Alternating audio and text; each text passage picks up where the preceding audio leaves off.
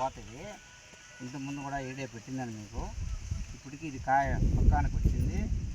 దీన్ని మనం ఈరోజు కోసుకున్నాము. చూడండి, ఈ పనసపండు మాకొచ్చింది. మళ్ళీ నెక్స్ట్ ఇది ఎలా ఉండేది గింజలు అన్నీ నెక్స్ట్ మళ్ళీ వీడియో చేస్తాను నేను. ఇప్పటికి ఇందులో 3 కాయలు పక్కానికి వచ్చినాయి అన్నమాట. ఈ 3 కాయలు కోసుకున్నాను ఫ్రెండ్స్. చూడండి, ఇక్కడ మా డైరీ ఫామ్ దగ్గర ఫస్ట్ కోత అండి ఇది.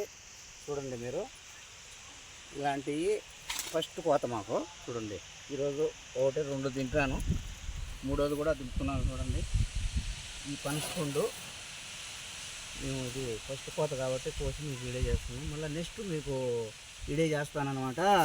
మాకి కొద్ది రోజులు ఉండాలన్నమాట, 4 రోజులు. ఆ తర్వాత కోసి ఎలా ఇంట్లో గింజలు ఉండేది అన్నీ చూపిస్తాను.